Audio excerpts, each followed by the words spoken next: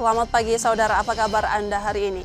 Seperti biasa, kami akan membuka hari Anda dengan sejumlah laporan menarik dari Sumatera Selatan dan daerah lain di Sumatera bagian selatan. Selain berita utama tadi, masih ada informasi-informasi menarik lainnya yang akan kami sampaikan. Bersama saya Rizka Silviana, inilah Kompas Sumbaksel selengkapnya di Kompas TV Independen Terpercaya.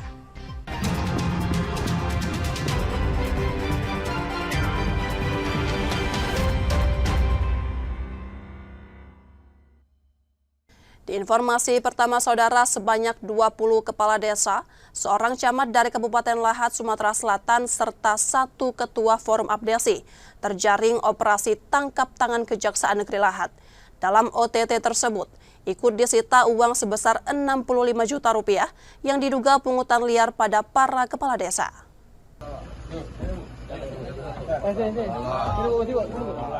Kejaksaan Negeri Lahat menggelar operasi tangkap tangan di kantor Camat Pagar Gunung Lahat, Sumatera Selatan, Kamis 23 Juli 2025 sore kemarin. Sebanyak 23 orang diamankan dalam OTT tersebut. Mereka terdiri dari 20 kepala desa, seorang camat, 1 ketua Forum Abdesi, dan 4 diantaranya merupakan perempuan. Penangkapan berlangsung saat para pihak tengah menggelar rapat koordinasi persiapan peringatan HUT ke-80 Indonesia. Petugas menyita uang tunai sebesar 65 juta rupiah dan puluhan telepon genggam. Uang tersebut diduga berasal dari dana desa yang dipungut camat pada para kepala desa. Diduga uang pungli itu rencananya akan diserahkan ke salah satu oknum aparat penegak hukum. Uang yang diberikan oleh para kepala desa terindikasi dari anggaran dana desa yang masuk dalam lingkup keuangan negara.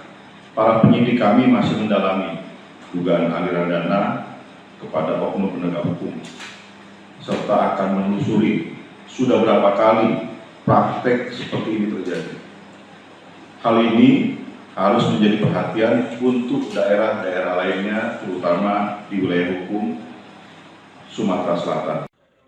Pihak yang diamankan menjalani pemeriksaan di Kejati Sumsel. Yudi Kiswanto, Kompas TV, Palembang, Sumatera Selatan.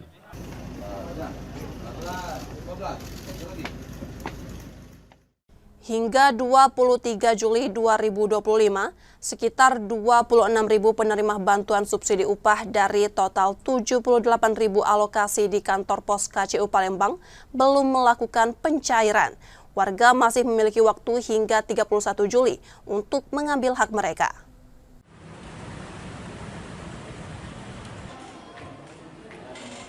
Bantuan subsidi upah senilai Rp600.000 mulai dicairkan sejak akhir Juni 2025 dan akan berakhir pada 31 Juli mendatang. Jika tidak diambil hingga batas waktu, dana akan dikembalikan ke kas negara. Hingga 23 Juli 2025, kantor pos KCU Palembang telah menyalurkan bantuan pada sekitar 52.300 penerima dari total alokasi 78.000 penerima untuk 5 kabupaten dan kota di Sumatera Selatan. Dari 78.000 alokasi yang masuk di KCU Palembang ini sudah terbayar sebanyak 52.300. Nah, sementara sisanya masih cukup banyak, yaitu di 26.400-an.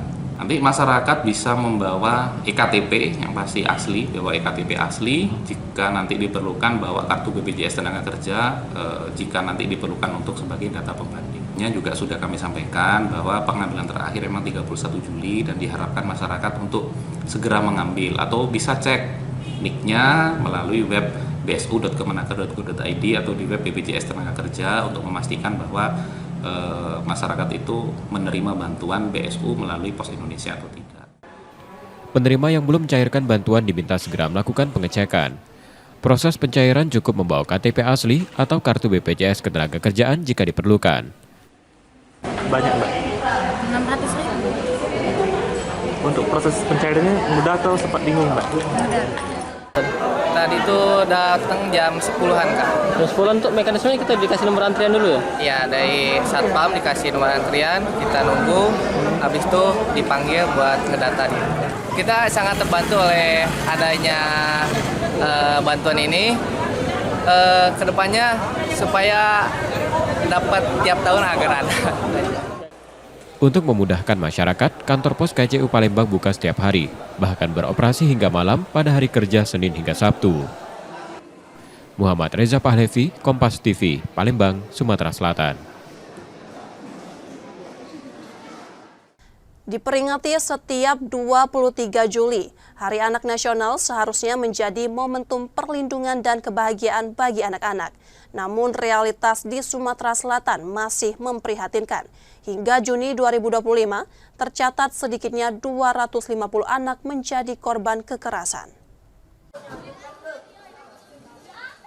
Kesehatan, gizi, dan pendidikan merata menjadi fokus utama pemerintah untuk anak-anak Indonesia.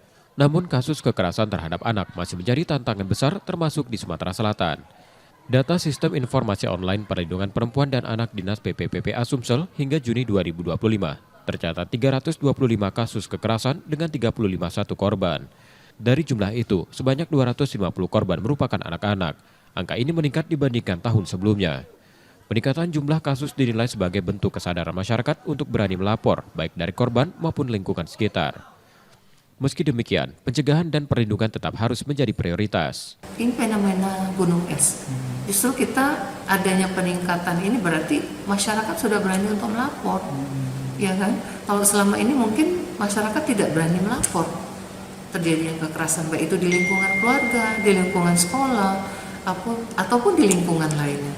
Kecenderungannya mungkin tadi takut untuk melapor.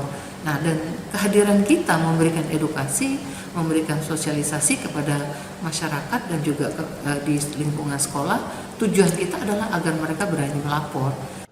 Pemerintah Provinsi Sumsel terus mengintensifkan sosialisasi dan edukasi demi menekan angka kekerasan. Bertepatan dengan peringatan Hari Anak Nasional 23 Juli, harapannya angka kekerasan terhadap anak terus menurun hingga benar-benar hilang. Muhammad Reza Pahlevi, Kompas TV, Palembang, Sumatera Selatan.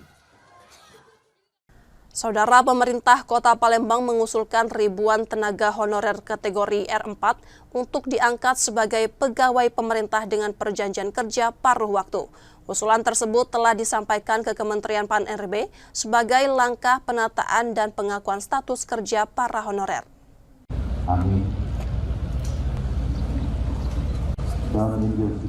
Pemerintah Kota Palembang menegaskan komitmennya untuk meningkatkan kesejahteraan honorer R4.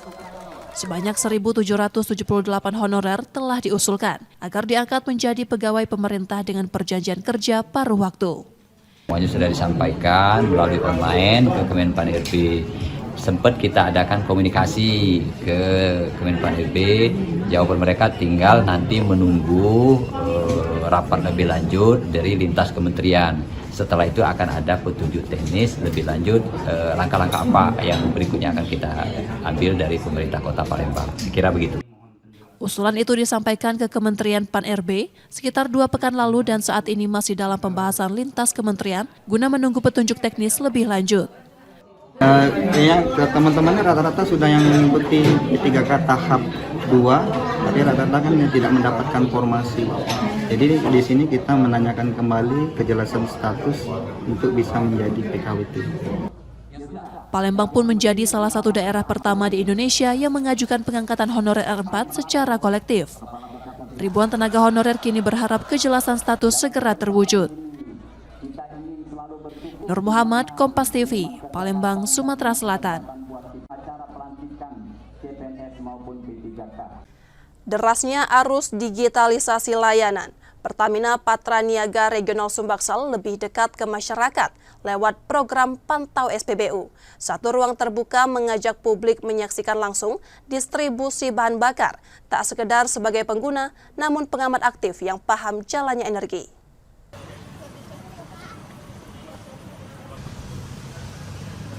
Melibatkan pengguna My Pertamina, program Pantau SPBU menjadi apresiasi dan edukasi. Pertamina mengajak publik turun ke lapangan, menelusuri setiap proses distribusi BBM di SPBU.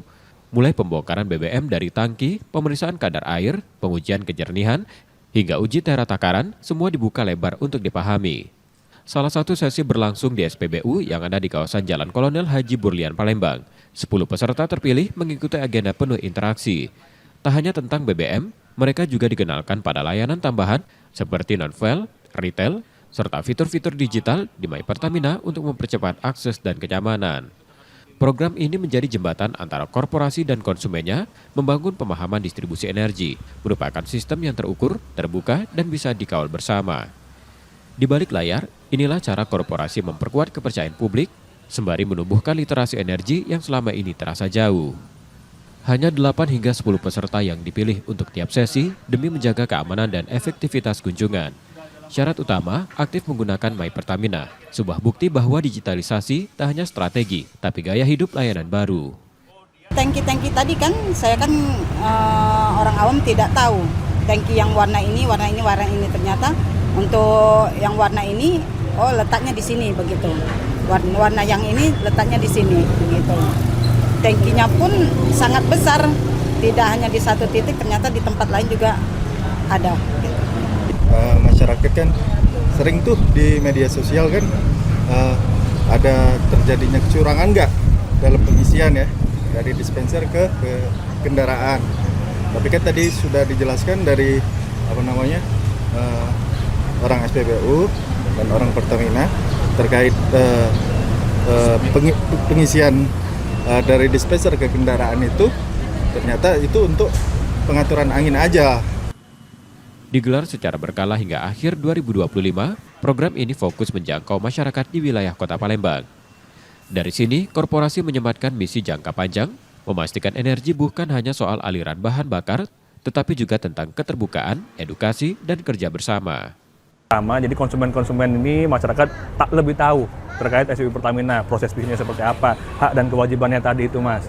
Gitu. Jadi ketika dia beli BBM itu, saya bisa ngecek apa aja sih, seperti itu. Dan dari kewajiban juga disebutkan batas-batas aman tuh yang dilakukan di pada saat pengisian itu apa, yang tadi HP itu boleh asal jangan pas penjualan, seperti itu. Jadi edukasi seperti itu.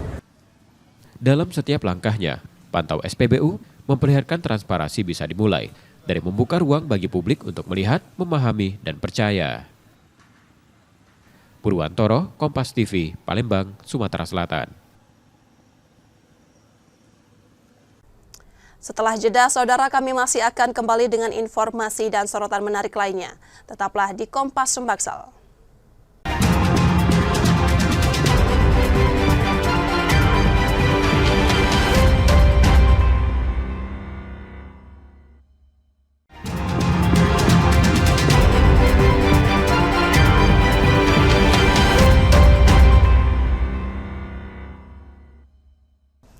Anda masih menyaksikan Kompas Sumbaksel, saudara.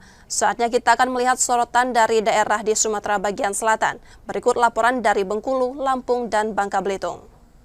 Warga Pulau Enggano masih menghadapi kendala serius dalam hal transportasi laut, meskipun pemerintah mengklaim layanan kapal sudah mulai normal.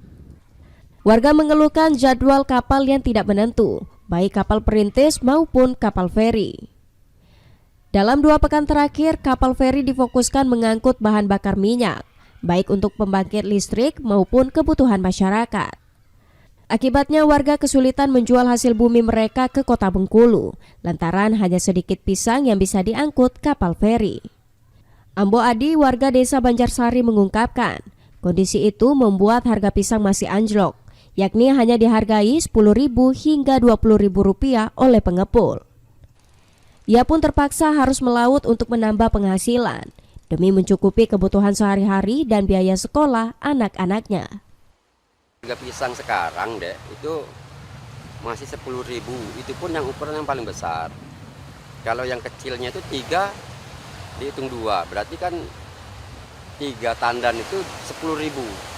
Nah, jadi sangat-sangat nggak sesuai sama pemasukan, bahkan untuk membiayai hasil kebun itu sendiri udah nggak cukup. Jadi perputaran uang di Enggano ini belum ada. Nah, kalau yang kami lakukan untuk nutupin kekurangan kami di Enggano untuk bayar anak sekolah yang ada di Bengkulu, kami turun ke laut, ya semacam amfibi lah. Ya, jadi begitulah kira-kira keadaan kami di sini, Pak. Nggak ada yang ini, nggak. Kalau sekarang ini katanya sudah ada kemajuan, nggak ada, belum ada dampaknya. Bupati Bengkulu Utara Ari Septia Adinata yang berkunjung ke Pulau Enggano mengakui kapal feri memang difokuskan untuk kebutuhan bahan bakar di Enggano. Namun ia telah bersurat ke Gubernur Bengkulu agar jadwal kapal dan pesawat dapat ditambah menjadi 3 kali dalam seminggu. Bahwa jalur pengapalan kapal Telo ini memang minggu pertama itu fokus dengan BBM. Minggu kedua itu bahan bumi. Bisa dikeluar ke Pulau Enggano. Cuma kami sudah bersurat dengan Pak Gubernur sehingga bisa ditambah jalur laut itu menjadi seminggu itu 2 kali jadi 3 kali, baik udara maupun darat. Harapan masyarakat Enggano kini tertuju pada pemerintah untuk segera menambah frekuensi kapal dan pesawat. Warga Enggano hanya ingin satu hal, kemudahan untuk terhubung dengan daerah lain demi keberlangsungan hidup dan masa depan anak-anak mereka. Gilang Triwibisono, Kompas TV Bengkulu. SH pengendara yang menyerang anggota polisi saat sedang menggelar operasi patuh nala di depan Polres Bengkulu Tengah ternyata merupakan seorang residivis yang sudah 6 kali keluar masuk penjara. Hal ini terungkap usai polisi melakukan pemeriksaan terhadap pelaku yang merupakan warga Kota Bengkulu. Selain itu, dari hasil pemeriksaan juga terungkap pelaku merupakan pengguna narkoba dan mengendarai kendaraan dalam kondisi mabuk saat dihentikan petugas. Motif penyerangan dilakukan pelaku karena tak terima motornya dihentikan petugas saat akan pergi ke Kabupaten Rejang Lebong. Sementara untuk kendaraan yang digunakan pelaku diduga kendaraan bodong karena tak dilengkapi surat kendaraan. Melakukan penyerangan terhadap anggota lantas menggunakan senjata tajam. Kemudian kami amankan beserta sajamnya. Habis itu kami langsung mengembangkan terduga dan positif menggunakan narkoba. Terima kasih. Sebelumnya seorang pengendara sepeda motor menyerang polisi menggunakan senjata tajam saat tengah berlangsungnya operasi patuh nala. Pelaku sempat kabur ke area perkebunan namun berhasil diamankan. Bayazir Al-Raihan, Kompas TV Bengkulu. WD pria berusia 29 tahun diamankan unit reskrim Polsek Ratu Agung usai menggelapkan 2 unit motor milik rekan kosnya sendiri di Kelurahan Nusa Indah, Kota Bengkulu. Pelaku ditangkap tanpa perlawanan saat sedang berada di sebuah penginapan. Aksi penggelapan dilakukan pelaku dengan cara meminjam kendaraan kepada teman kosnya dengan alasan ingin mencari pekerjaan. Kemudian pelaku kembali tanpa membawa motor korban dan ingin meminjam kembali motor milik teman pria korban untuk menjemput pacarnya. Korban yang sudah mengenal pelaku tanpa curiga meminjamkannya.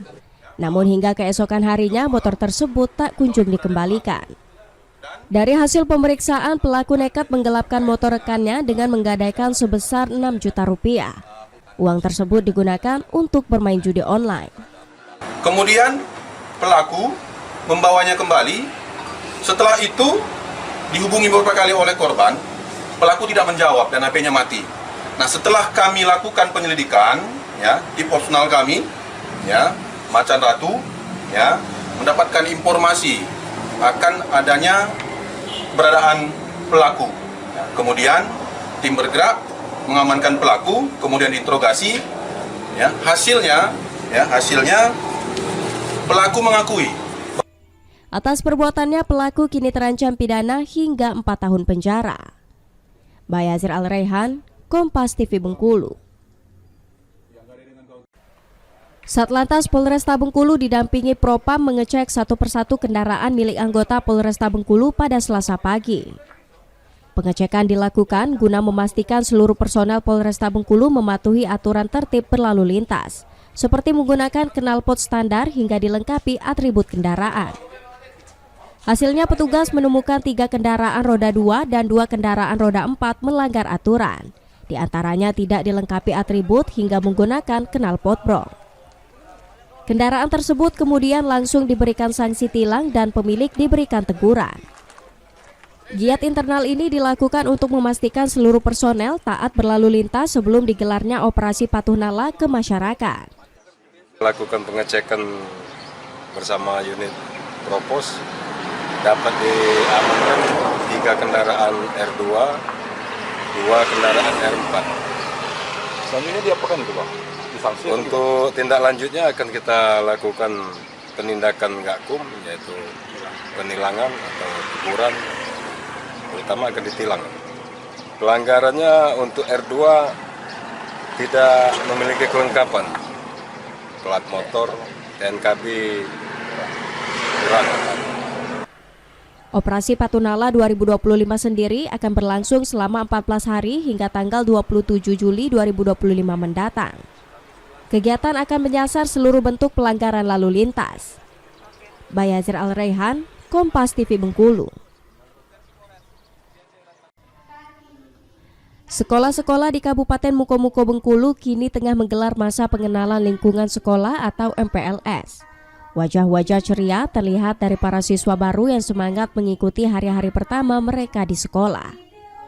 Namun suasana berbeda terasa di SD Negeri 7 Mukomuko, Desa Ujung Padang, Kecamatan Kota Mukomuko. Pada tahun ajaran ini, sekolah hanya menerima 6 siswa baru. 5 anak datang di hari pertama MPLS. 1 orang menyusul di hari kedua. Kepala Sekolah Rislina menyebut jumlah itu jauh dari kata ideal. Menurutnya, satu rombongan belajar seharusnya berisi minimal 20 murid. Namun kenyataannya hanya 6 yang mendaftar. Kondisi itu tak hanya dialami kelas 1. Jumlah siswa di kelas lainnya juga minim. Seperti kelas 2 hanya berisi 10 murid dan kelas 3 hanya 5 orang siswa. Rislina mengaku sempat berharap sistem zonasi akan menambah jumlah siswa, tapi kenyataannya sistem itu tak membawa dampak signifikan. Permasalahan lain juga datang dari kondisi bangunan. Beberapa ruang kelas mengalami kerusakan, termasuk plafon yang bolong dan ruang guru yang mulai lapuk. Proposal perbaikan sudah diajukan, namun hingga kini belum ada tanggapan. Untuk tahun ini memang kemarin 5 siswa Pak, terus hari ini ada 1 yang mendaftar, jadi 6 siswa. Dan untuk tahun yang kemarin, yang sekarang naik ke kelas 2 itu 10 orang. Kelas 3 yang sekarang itu 5 orang. Jadi sekitar segitulah Pak siswa kami. Di tengah berbagai keterbatasan masih ada orang tua yang tetap percaya dan memilih sekolah ini, yaitu Suparni. Ia beralasan memilih sekolah itu karena lokasinya yang dekat dari rumah. Ya, di sini tuh lebih nyaman. Apa ini? Lebih dekat ya. Lebih dekat. Tempat tinggalnya juga dekat sini. Memang anak yang minta juga ya. Oh iya. Sekolahnya nggak mau. Iya. Memang meskipun dikit siswanya, lebih nyaman ya, lebih enak kontrolnya ya Bu. Kontrolnya. Iya. Terlalu jauh. Meski sunyi dari hiruk pikuk siswa, SD Negeri 7 Mukomuko tetap menyimpan semangat. Sebuah sekolah kecil yang berharap tidak dilupakan dan tetap menjadi tempat tumbuhnya harapan anak-anak di pelosok desa. Gilang Triwibisono, Kompas TV Bengkulu. Rekaman ini sengaja kami samarkan karena mengandung unsur kengerian. Di dalam video tampak warga menemukan mayat tergeletak di atas bebatuan tepi pantai Dusun Cukupan dan Pekon Padang Ratu, Kecamatan Limau, Kabupaten Tanggamus, Lampung. Tragisnya, jasad tanpa identitas itu ditemukan dengan kondisi tanpa kepala hingga membuat warga sekitar heboh pada Rabu 16 Juli kemarin. Polisi yang tiba di lokasi langsung mengevakuasi jasad korban untuk dilakukan otopsi guna mengungkap identitas dan penyebab kematiannya.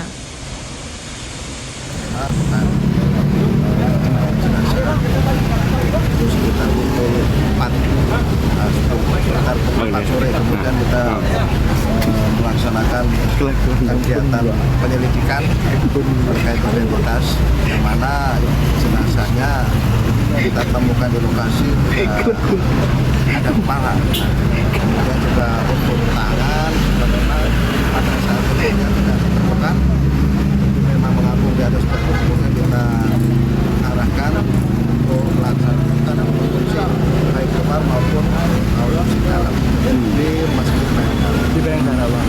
Identitas kan sudah teridentifikasi atau seperti apa nih? Pertama, saksi yang pertama kali menemukan, kemudian juga yang ada yang sudah ikut melihat, kemudian kami informasikan kepada warga atau rekan-rekan apabila ada ciri-ciri keluarganya yang hilang atau meninggalkan rumah, itu bisa dilaporkan atau bisa menghubungi kami, nanti roadmap-nya akan kami sampaikan untuk nomor HP yang bisa dihubungi dari Ibu Kabid Humas untuk memudahkan nanti harus di mana.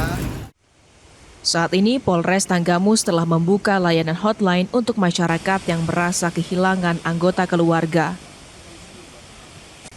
Roma Fria Idam, Kompas TV, Lampung.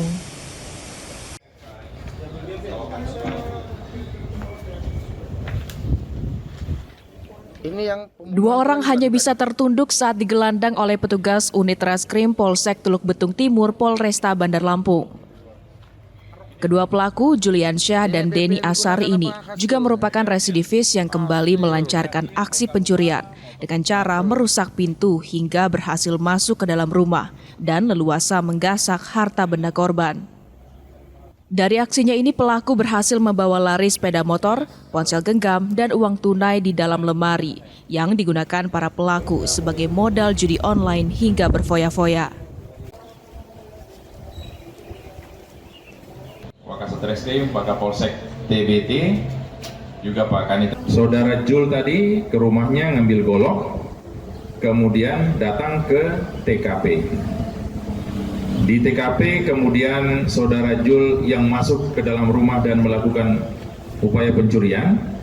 Dia dengan cara merusak dinding bagian belakang rumah korban.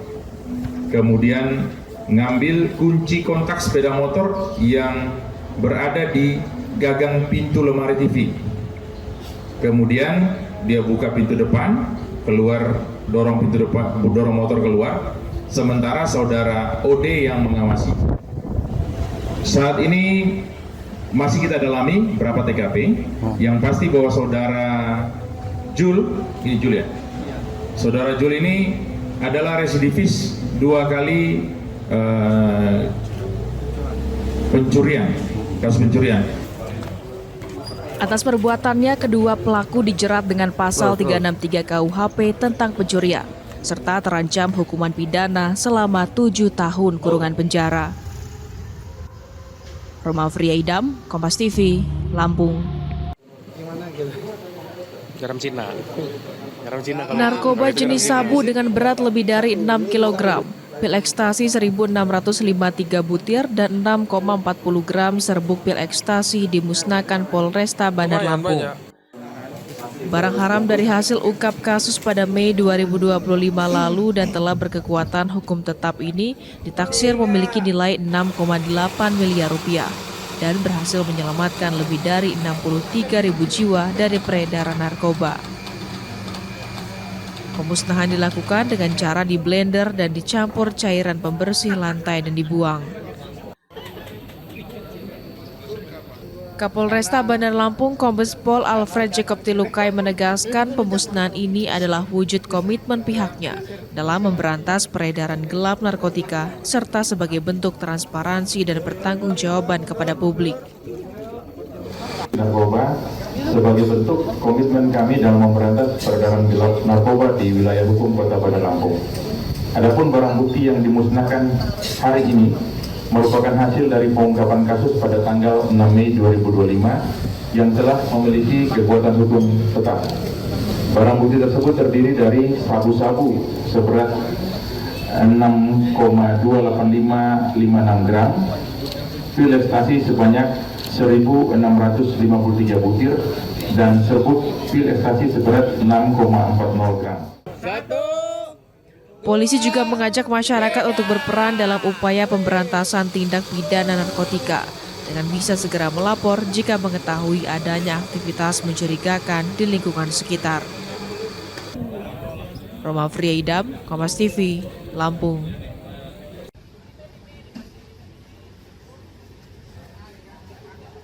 Para pekerja menyerbu kantor pos Pangkal Pinang. Mereka datang untuk mencairkan bantuan subsidi upah atau BSU dari Kementerian Ketenagakerjaan senilai Rp600.000. Sejak pagi hari, para pekerja terlihat antusias menunggu giliran. Mereka membawa KTP asli dan kartu BPJS Ketenagakerjaan sebagai syarat pencairan. Total sebanyak 22.555 penerima di Pulau Bangka menerima BSU melalui kantor pos Pangkal Pinang. Pihak kantor pos Pangkal Pinang juga menyediakan kuota pencairan bagi pekerja luar daerah yang sedang berada di Bangka Belitung. Kalau untuk di kantor cabang Pos Pangkal Pinang itu ada 22.555 penerima. Namun kami di pos itu kan kita open payment, artinya misalkan alokasi dari kantor cabang lain seperti Belitung, Jakarta, di seluruh Indonesia yang memang lagi di sini, kita masih tetap bisa bayarkan. Jadi kita bisa membayarkan lebih dari 22.555. Ya, kita bisa membayarkan. Jadi kita terkoneksi ke seluruh kantor pos di Indonesia ya. Seorang penerima mengaku sangat terbantu dengan adanya bantuan tersebut, mengingat kondisi ekonomi di masyarakat saat ini masih sulit. Alhamdulillahnya sangat terbantu. Ini juga rencananya mau saya manfaatkan untuk pembelian sembako, bantu ibu di rumah. Kurang lebih gitu sih. Berarti bakal dibantu pembelian. Iya, sembako di rumah. Nah, harapannya ke depan seperti apa nih Bang? Harapan saya sih mudah-mudahan ada gates keduanya untuk yang cairan BSU ini mungkin paling 3 bulan ke depan ya. Siapa tahu cair lagi dengan dana yang sama gitu. Karena sangat mempermudah bagi masyarakat yang kerja susah seperti kita. Lebih gitu sih. Hingga saat ini, tercatat penyaluran dana BSU telah mencapai 60%. Penyaluran akan dilakukan hingga 31 Juli mendatang. Diharapkan, dengan adanya BSU ini mampu menopang daya beli masyarakat di tengah tekanan ekonomi yang terjadi. Nanda Ardiansa, Kompas TV, Pangkal Pinang, Kepulauan Bangka Belitung.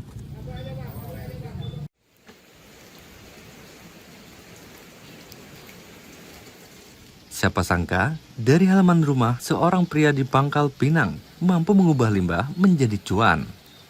Didik Sugianto sukses membudidayakan ulat maggot sejak 2021.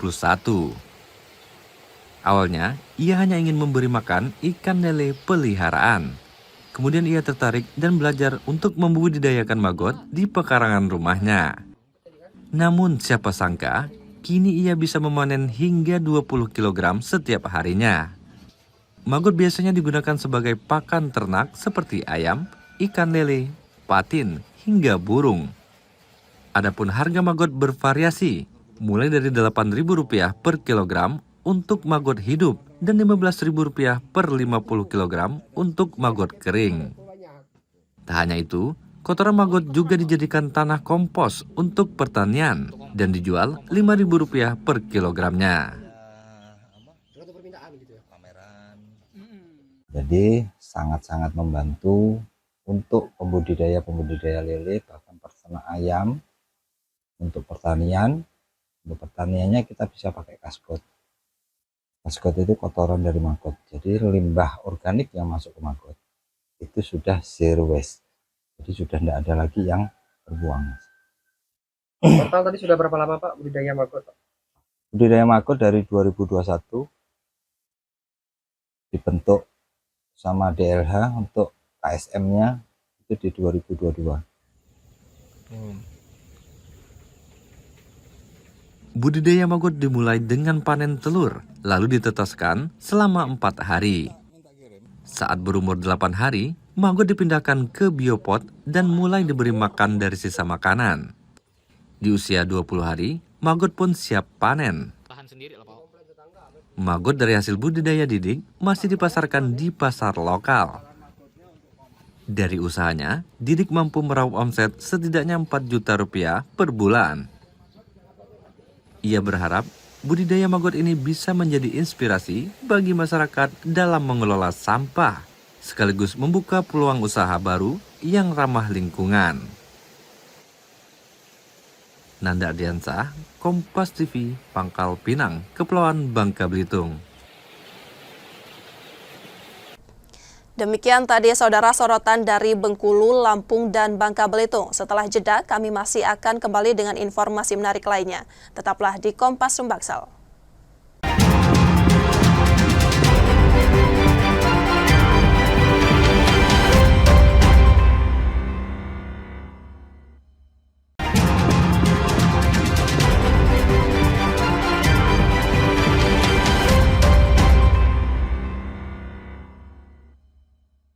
Rizka Silviana masih menemani Anda di Kompas Sumbaksel. Aksi komplotan pencuri motor di sebuah rumah kos di Palembang terekam kamera pengawas. Dalam waktu singkat, 2 motor dibawa kabur pelaku setelah merusak kunci kontak. Rekaman kejadian ini pun viral di media sosial. Rekaman kamera pengawas memperlihatkan aksi pencurian motor di sebuah rumah kos kawasan Kemuning, Palembang. 2 pelaku masuk ke halaman dan dengan cepat membawa kabur 2 motor setelah merusak kunci kontak. 1 pelaku lainnya berjaga di luar pagar mengawasi situasi. 2 motor yang hilang diketahui milik penghuni kos. Mereka baru menyadari kehilangan itu pada pagi hari setelah kejadian pada dini hari. Gembok pagar dalam kondisi rusak dan motor tidak dilengkapi pengaman tambahan. Kunci pagar kami itu dol atau tidak bisa ditutup lagi. Nah, jadi waktu pasnya azan subuh, tidak pakai lagi aktivitas di kosan, itulah kesempatan mereka masuk. Dan kebetulan motor kami berada di deketan, motor aku itu di situ. Dan motor dia di sini. Oh, jadi 2 sekali hilang motor juga? Kali 2, hitungan detik, mungkin 10 detik. Aksi pencurian ini viral di media sosial. Kasusnya telah dilaporkan ke polisi yang langsung melakukan olah tempat kejadian perkara dan memeriksa sejumlah saksi. Reski Oktora, Muklas Diferensial, Kompas TV, Palembang, Sumatera Selatan. Seorang juru parkir di Palembang menjadi korban penganiayaan setelah terlibat selisih paham dengan 3 rekannya. Korban menderita luka akibat sajam dan mengalami lebam. Seorang juru parkir di pelataran Benteng Kuta Besar Palembang, M. Fadli 35 tahun, dianiaya 3 juru parkir lainnya di depan Rumah Sakit AK Gani 19 Ilir Timur 1 pada Selasa 22 Juli 2025 malam lalu. Peristiwa terjadi saat korban melintas di lokasi tempat ketiga pelaku berjaga. Ia diserang tiba-tiba, salah satu pelaku bahkan menggunakan senjata tajam dalam aksi tersebut. Akibat kejadian itu, korban mengalami luka lebam dan sajam. Hingga kini korban belum mengetahui pasti motif di balik penyerangan tersebut. Kenal kok? Kenal kok sambungnya? Itu pasal apa kok dikeroyok tuh? Tidak tahu Pak, salah paham kayak. Dia pakai apa ngeroyok gitu? Aduh, saya pakai ada senjata Pak. Apa dia senjata yang dibunuh? Pedang Pak. Kok ya? Ini tangan, muka, bibir, hidung. Pihak kepolisian yang menerima laporan telah melakukan olah tempat kejadian perkara dan sudah mengetahui identitas para pelaku. Proses penyelidikan masih terus berlanjut. Yudi Kiswanto, Kompas TV, Palembang, Sumatera Selatan. 3 aset milik pemerintah Provinsi Sumatera Selatan yang sempat berpindah tangan akhirnya dikembalikan Kejaksaan Tinggi Sumsel. Aset tersebut tersebar di Palembang, Bandung, dan Yogyakarta dengan total nilai lebih dari 51 miliar. Assalamualaikum warahmatullahi wabarakatuh. 3 aset milik pemerintah Provinsi Sumatera Selatan yang sempat berpindah tangan akhirnya dikembalikan Kejaksaan Tinggi Sumsel. Aset tersebut tersebar di Palembang, Bandung, dan Yogyakarta dengan total nilai lebih dari 51 miliar rupiah. Aset tersebut sebelumnya dikelola Yayasan Batanghari 9 dan sempat dijual oknum yang tidak bertanggung jawab. Proses hukum panjang yang melibatkan penelusuran dan pembuktian akhirnya membuahkan hasil. Salah satu aset yang paling bernilai secara historis adalah asrama mahasiswa di Jalan Puntodewo, Yogyakarta yang selama ini menjadi tempat tinggal mahasiswa asal Sumsel. Selain itu, aset di Jalan Purnawarman, Bandung berupa lahan dan bangunan kini telah bersertifikat atas nama Pemprov Sumsel. Begitu pula dengan sebidang tanah di Jalan Mayor Ruslan, Palembang yang telah resmi dikembalikan. Berkat kerja yang keras, cerdas dari Kejaksaan Tinggi Sumatera Selatan, aset itu sudah dikembalikan ke Pemprov Sumatera Selatan. Aset itu bukan hanya nilai nominalnya yang tinggi, tapi nilai sejarahnya. Lagi Pak? Ya, kemanfaatannya akan kita kelola kembali untuk kemanfaatan yang lebih luas. Jadi karena itu besar tanahnya yang mungkin sebagian untuk mahasiswa, sebagian mungkin untuk kepentingan lain yang bermanfaat bagi pemerintah provinsi. Meski sempat tak tercatat secara administratif selama puluhan tahun, Kejati Sumsel berhasil menelusuri dan membuktikan kepemilikan sah atas aset-aset tersebut. Putusan ingkrah dari Mahkamah Agung atas aset di Yogyakarta menjadi langkah penting dalam pengambilan aset ke negara. Itu memang sulit ya, ini kan sebuah tantangan. Jadi ini persoalan yang sangat pelik dalam melakukan pengejaran aset-aset ini. Bayangkan itu sudah 73 tahun yang lalu. Sehingga memang membutuhkan kinerja yang kuat dari teman-teman di Datun, di Pitsus, baik itu di penyidikan dan penuntutan. Itu saya kira soal yang teknis ya, karena memang sangat sulit. Oke? Rencana pemanfaatan ketiga aset tersebut kini difokuskan untuk kepentingan publik khususnya pendidikan. Asrama dan lahan yang ada akan dibangun kembali dan dikelola agar memberi manfaat lebih luas bagi generasi muda Sumsel yang menempuh pendidikan di luar daerah. Tim Liputan Kompas TV, Palembang, Sumatera Selatan. Sumatera Selatan bersiap menjadi tuan rumah kejuaraan nasional Sindoka 2025. Ajang ini dijadwalkan digelar pada Agustus mendatang, menghadirkan karateka terbaik dari seluruh penjuru tanah air.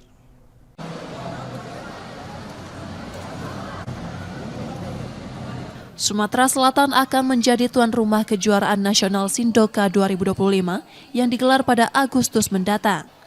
Ajang ini diperkirakan akan diikuti sekitar 600 atlet dari 21 provinsi di Indonesia. Untuk pertama kalinya Kejurnas Sindoka digelar di Sumsel. Kejuaraan ini bersifat pertandingan wajib dan mempertandingkan 6 kategori usia, pra-pemula, pemula, kadet, junior, senior, hingga veteran. Ini adalah wajib, jadi dari seluruh provinsi se-Indonesia yang hebat-hebat barangkali di beberapa provinsi akan hadir di sini dan kami akan menjadi tuan rumah baik secara prestasi maupun juga secara penyelenggara. Kegiatan bersifat Asia dan Sindoka juga ada bersifat dunia. Nah, justru itu inilah barangkali cikal bakal atlet yang menang di sini kemungkinan akan dinaikkan levelnya pada tingkat Asia dan pada tingkat dunia. Sebanyak 72 kelas akan dipertandingkan sepanjang Kejurnas yang menjadi momen penting bagi para karateka Sindoka dari berbagai daerah. Nur Muhammad, Kompas TV, Palembang, Sumatera Selatan. Seleksi pemain sepak bola untuk memperkuat tim Kota Palembang di ajang Porprov Sumsel 2025 mulai digelar. Asosiasi Kota PSSI Palembang menyiapkan tim dengan target tinggi.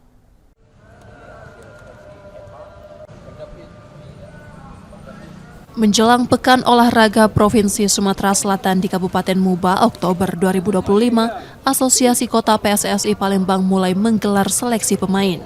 Sebanyak 30 pesepak bola muda mengikuti proses seleksi yang digelar secara bertahap untuk membentuk skuad inti. Asli lokal Palembang, kita nggak ada pemain dari luar karena sesuai regulasi kan tidak boleh, harus KK, harus KTP Palembang. Itu yang kita harapkan memang ya, jadi kita harapkan seperti itu. Kabupaten kota juga harus ya pakai regulasi dengan KTP KK ini sesuai dengan ini kabupaten kota. Pelatih Robi Saud telah mengantongi gambaran 80% pemain yang berpeluang memperkuat tim. Kalau kita udah saya sampaikan tadi sama anak-anak di Poprov, kita harus target emas ya. Tahun ini harus target emas di Palembang, meskipun kemainnya di Musi Banyuasin, kita optimis ya. Harus meraih mendulang emas lah untuk cabang sepak bola. Palembang sendiri menargetkan medali emas dari cabang sepak bola mengandalkan potensi besar dari para pemain muda lokal yang tersebar di berbagai klub. Nur Muhammad, Kompas TV, Palembang, Sumatera Selatan.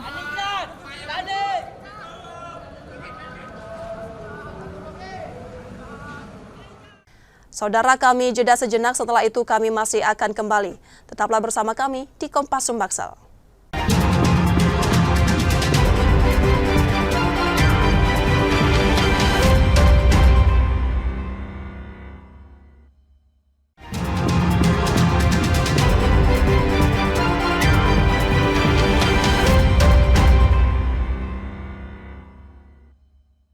Terima kasih Anda masih menyaksikan Kompas Sumbaksel, Saudara.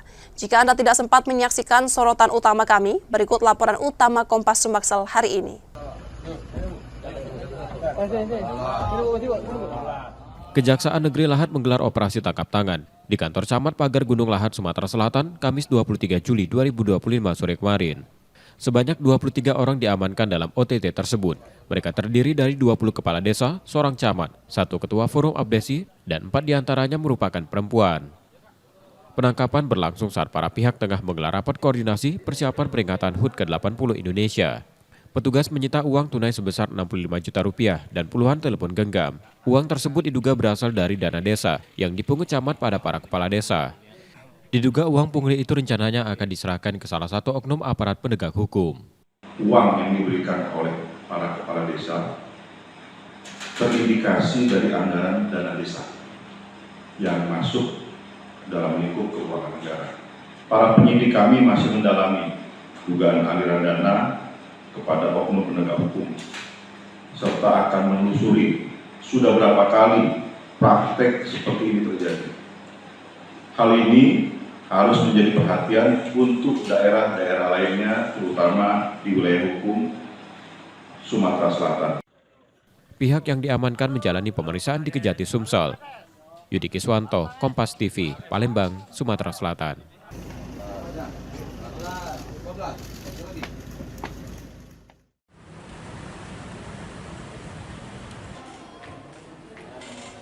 Bantuan subsidi upah senilai Rp600.000 mulai dicairkan sejak akhir Juni 2025 dan akan berakhir pada 31 Juli mendatang. Jika tidak diambil hingga batas waktu dan akan dikembalikan ke kas negara. Hingga 23 Juli 2025, kantor pos KCU Palembang telah menyalurkan bantuan pada sekitar 52.300 penerima dari total alokasi 78.000 penerima untuk 5 kabupaten dan kota di Sumatera Selatan. Dari 78.000 alokasi yang masuk di KCU Palembang ini sudah terbayar sebanyak 52.300. Nah, sementara sisanya masih cukup banyak yaitu di 26.400-an.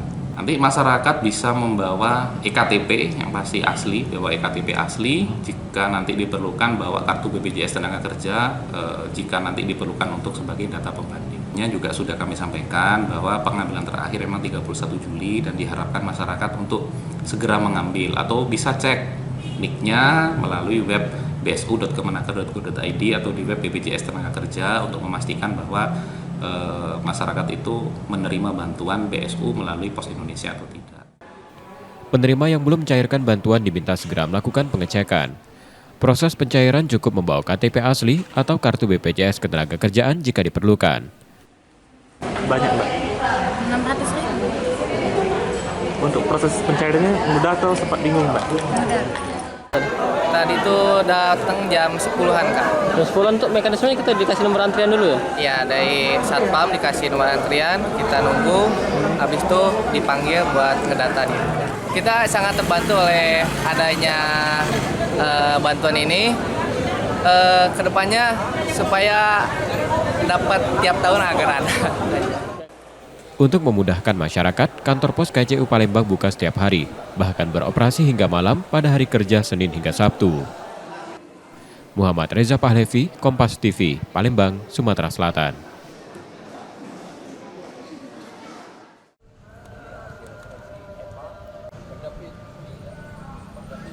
Menjelang Pekan Olahraga Provinsi Sumatera Selatan di Kabupaten Muba Oktober 2025, Asosiasi Kota PSSI Palembang mulai menggelar seleksi pemain. Sebanyak 30 pesepak bola muda mengikuti proses seleksi yang digelar secara bertahap untuk membentuk skuad inti. Asli lokal Palembang, kita nggak ada pemain dari luar karena sesuai regulasi kan tidak boleh, harus KK, harus KTP Palembang. Itu yang kita harapkan memang ya, jadi kita harapkan seperti itu. Kabupaten kota juga harus ya pakai regulasi dengan KTP KK ini sesuai dengan ini kabupaten kota. Pelatih Robi Saud telah mengantongi gambaran 80% pemain yang berpeluang memperkuat tim. Kalau kita udah saya sampaikan tadi sama anak-anak di Poprov, kita harus target emas ya. Tahun ini harus target emas di Palembang, meskipun temannya di Musi Banyuasin, kita optimis ya. Harus meraih mendulang emas lah untuk cabang sepak bola. Palembang sendiri menargetkan medali emas dari cabang sepak bola mengandalkan potensi besar dari para pemain muda lokal yang tersebar di berbagai klub. Nur Muhammad, Kompas TV, Palembang, Sumatera Selatan.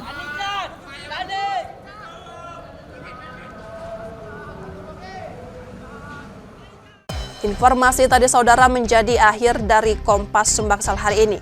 Tetap saksikan konten lokal di Kompas TV setiap hari mulai pukul 4.30 hingga 7 pagi. Saudara, media adalah pilar yang menjaga keseimbangan informasi. Dengan menonton Kompas TV Palembang, Anda membantu memastikan media terus ada, menyajikan berita yang dapat dipercaya. Kembali kami mengingatkan bagi Anda yang ingin berbagi informasi atau kritik dan saran, dapat mengakses media sosial kami di @KompasTV_Palembang. Akhirnya saya Rizka Silviana pamit, tetaplah menyaksikan Kompas TV, independen terpercaya. Terima kasih sudah menonton, selamat berakhir pekan dan sampai jumpa.